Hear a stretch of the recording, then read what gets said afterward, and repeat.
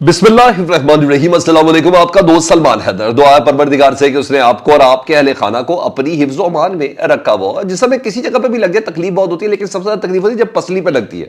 تو سیاسی منظر نامے پر نا جو اس وقت جوتا لات چل رہی ہے نا، اور جو انکشافات مولانا فضل الرحمان کی طرف سے، تو لگتا ہے پاکستان کے سابق جرنیلوں کی پسلیوں پر وہ ہٹ ہو رہی ہے اور بڑی تکلیف ہو رہی ہے۔ چند گھنٹوں میں ہی خیر وہ تو ریبرٹل دے ہی رہے ہیں، لیکن حیرانگی کی جو بات ہے نا وہ یہ ہے کہ پیپلز پارٹی جنرل باجوہ کو ڈیفینڈ کر رہی ہے، اور حیرانگی کی بات یہ ہے کہ جنرل فیض کو مسلم لیگ نون ڈیفینڈ کر رہی ہے۔ کیسی بات ہے؟ یہ خود سے کر رہے ہیں کہ کسی نے کہا ہے کہ ڈیفینڈ کرو ورنہ؟ یہی ہمارا ویلاگ کا لب لباب ہوگا۔ دیگر بھی کافی سٹوری ایک کے بعد ایک آپ کے سامنے رکھتا ہوں۔ سب سے پہلے جنرل باجوہ صاحب کو نا مولانا فضل الرحمان صاحب نے ان کے چہرے سے نقاب نوچا، مبینہ کہہ دیتا ہوں نا، نقاب نوچا۔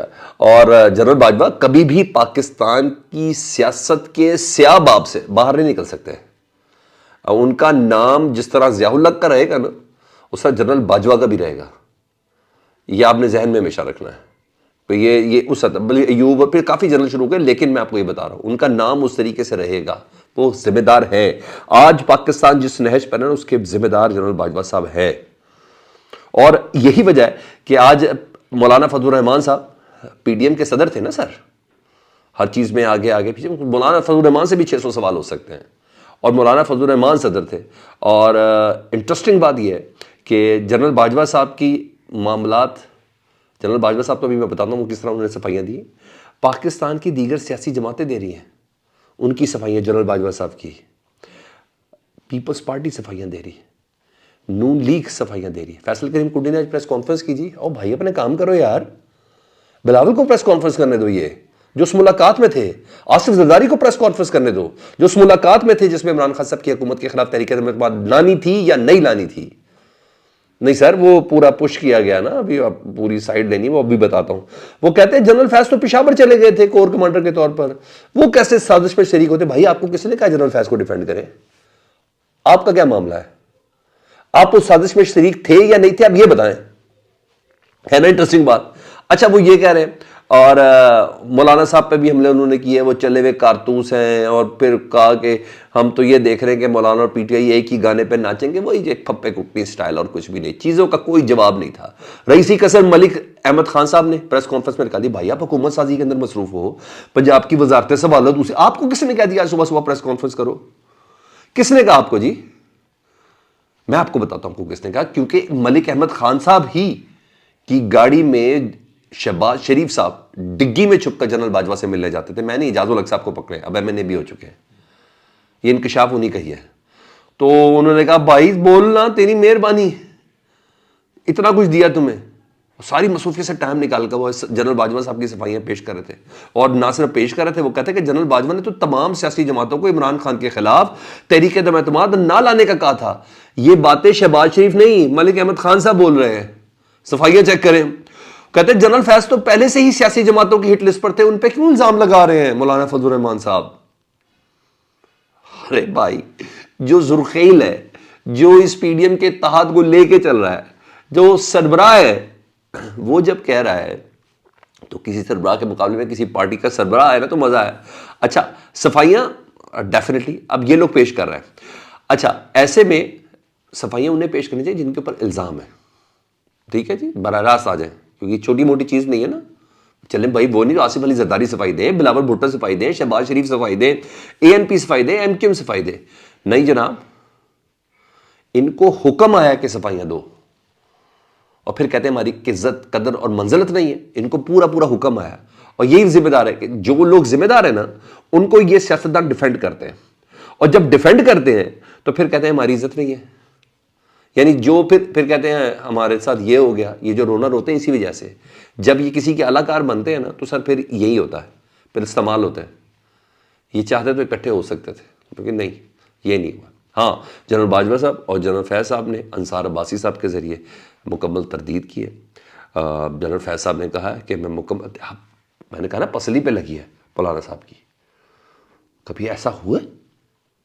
وہ کہہ رہے جی ان کے قریبی ذرائع نہیں ہوتے، خود بولتے ہوں، وہ خود بولتے ہیں کہ یار کی بولے جا کے، یہ قریبی ذرائع کیا ہوتے ہیں؟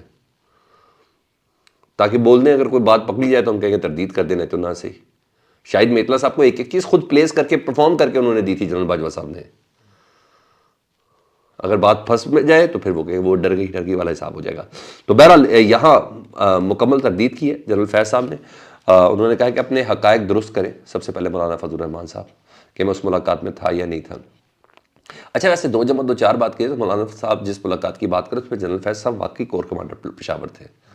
وہ شاید جنرل ندیم انجم صاحب کہنا چاہ رہے تھے موجودہ DGISI، اس وقت وہ DGISI تھے. اب مولانا صاحب سے کچھ مزید سوال ہوں گے تو وہ ساری باتیں کریں گے. تو بہرحال جنرل باجوہ صاحب نے کہا ہے کہ فیض حمید تو ISA میں تھے ہی نہیں اور وہ تو پشاور میں تھے، وہ کیسے کر سکتے ہیں. ہاں بس ایک ملاقات ہوئی تھی، جنرل باجوہ صاحب کہہ رہے ہیں کہ ایک ملاقات ہوئی تھی میری مولانا فضل الرحمان سے اور وہ ان کے گھر پر ہوئی تھی. اور اس ملاقات کا ذکر عبدالغفور حیدری صاحب بھی کر سکے. وہ کافی ناخوشگوار ملاقات تھی، اس میں ہاں بہت حد سے تجاوز بھی ہو گیا تھا، یعنی برے برے جملے تک چلے تھے مولانا فضل الرحمان کی طرف سے جی اور دوسری طرف سے بھی. تو مولانا عبدالغفور حیدری صاحب اس کی تصدیق کر چکے ہیں. انہوں نے کہا دوسری ملاقات جنرل باجوہ صاحب تردید کریں کہ 26 مارچ 2022 کو ہوئی تھی جس میں اپوزیشن رہنماؤں کی موجودگی میں ملاقات ہوئی تھی مولانا فضل الرحمان سے، جس میں شہباز شریف صاحب، بلاول بھٹو، شاہ زین بگٹی، اختر مینگل، MQM کے خالد مقبول صدیقی ملاقات میں تھے. اور ایک اہم جرنل بھی تھے. نام وہ اس لیے نہیں لکھ رہے تھے کیونکہ وہ جنرل صاحب جو تھے وہ اس وقت بھی حاضر سروس ہے تو اس لیے انہوں نے ان کا نام نہیں لکھا. لیکن بہرحال وہ کہہ رہے تھے ملاقات تھے اور پھر بتایا گیا تھا کہ ملاقات عمران خان صاحب کی ہدایت پہ کی گئی تھی یہ تھی کچھ. مگر پھر بھی جنرل باجوہ جنرل فیض کو مطلب ہے تکلیف ہوئی ہے.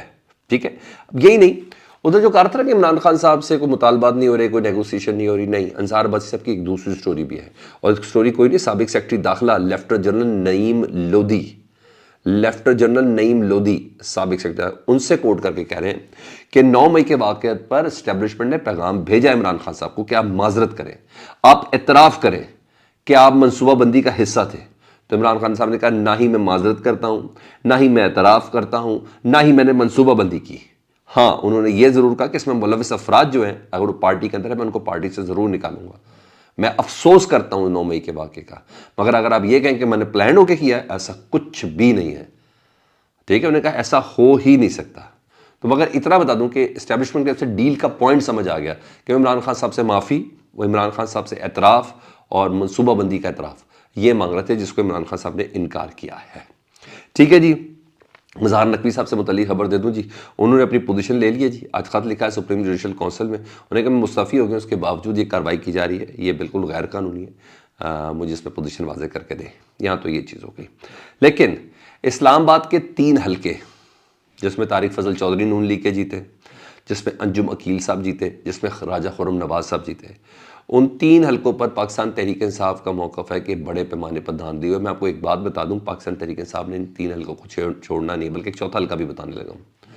ان 3 حلقوں پر نوٹیفیکیشن الیکشن کمیشن نے جاری کر دیا ان تینوں کی جیت کا.